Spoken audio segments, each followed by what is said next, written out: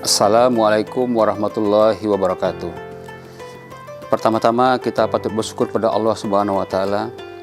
Sampai hari ini Allah masih memberikan nikmat umur yang panjang kepada kita, sehingga kita masih dipertemukan dengan bulan yang agung, bulan Ramadan tahun ini. Dan juga berselawat dan salam pada Nabi kita Muhammad SAW, yang menambahkan risalah yang Nabi kita bawa kita ke muka bumi ini, telah menuntun kita ke dalam kehidupan yang berada seperti saat ketika ini. Para pemirsa Tribun dan pembaca Tribun yang dirahmati Allah, perkenankan pada hari ini kita menyampaikan sebuah tema kecil yang menarik, yaitu mengelola zakat secara smart.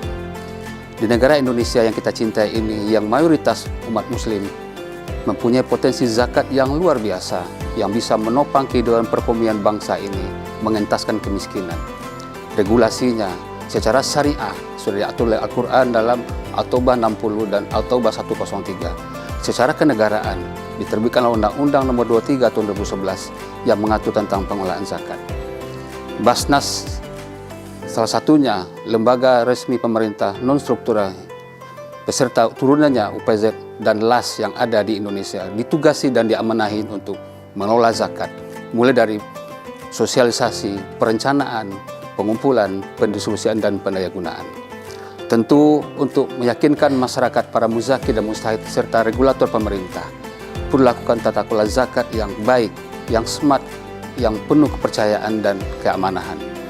Untuk itu sangat dituntut pengelola zakat yang diamanah oleh negara ini, baik itu Basnas, LAS, dan lembaga lain yang sama, tentu akan dituntut untuk mengelola zakat infak secara amanah, transparan, profesional, dan secara akuntabilitas bisa dipertanggungjawabkan.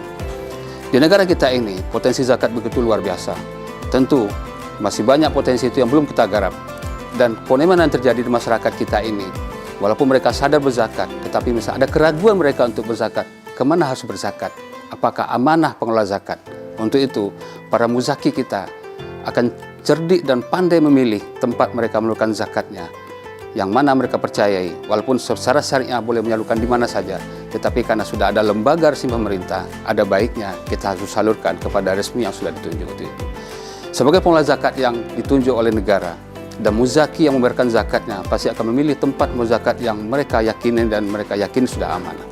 Dan sebagai orang yang ditunjuk diamanai mengelola zakat, yaitu harus smart mengelola zakat yang kita terima dari para muzaki kita.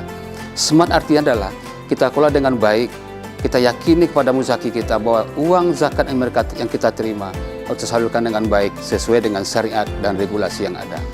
Kita sebagai pengelola zakat yang smart dan baik adalah pandai mempertanggungjawabkan apa yang sudah kita terima dari zakat para muzaki kita. Kita transparankan kepada masyarakat melalui media yang ada. Tidak bisa kita pungkiri, saudara sekalian, para pemirsa Tribun yang dirahmati Allah, bahwa kemajuan teknologi saat ini, teknologi informasi yang luar biasa pesat, sangat memudahkan kita untuk menyampaikan apa dan bagaimana pengelolaan zakat yang kita lakukan, sehingga akan memberikan trust dan kepercayaan kepada masyarakat, orang, dan yang berikan oleh Allah rezeki untuk menyalurkan zakatnya kepada lembaga resmi tersebut. Kalau itu akan terjadi dan bisa dipertanggungjawabkan melalui beberapa media yang ada di Indonesia, teknologi yang memungkinkan itu, mulai dari media sosial, media televisi, radio, media cetak, dan sebagainya. Kita publish semua kegiatan kita kemaslahatan umat, pendistribusian dan pendayagunaan umat.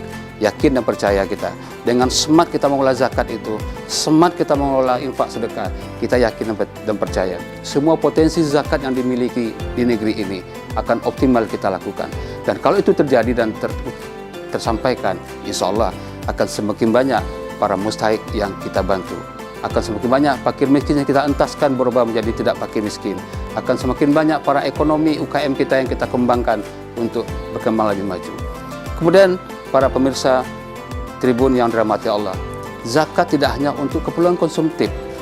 Untuk itu, lembaga pengelola zakat dituntut untuk mengembangkan inovasi-inovasi baru, untuk melakukan pemberdayaan ekonomi umat, perekonomian, dan lain sebagainya. Maka di zaman Rasulullah juga pernah disampaikan bahwa kita berikan para mustahik kita, jangan hanya berikan ikan, tetapi perlu kita berikan pancing kepada mereka. Untuk itu kepada lembaga yang harus smart seperti saya sampaikan tadi, baik itu Basnas, LAS, dan UPZ dan turunannya, dituntut secara transparan, profesional, dan amanah menjaga mengelola zakat itu. Kembali sebagai orang Basnas, saya di Bas Kota Batam, Pengelolaan Basnas di Kota Batam cukup transparan dan profesional dan mencapai banyak kemajuan-kemajuan dilakukan. Sebagai bukti transparansi kita, Basnas Kota Batam selalu melakukan audit secara KAP setiap tahun dan alhamdulillah memberikan predikat wajar tanpa pengecualian. Di sisi syariah, kami juga melakukan audit syariah dengan Irjen Kemenak RI di Jakarta. Ini kita lakukan sebagai bukti bahwa kita harus smart mengelola zakat yang kita kelola supaya trust semakin naik untuk berzakat kepada lembaga yang resmi.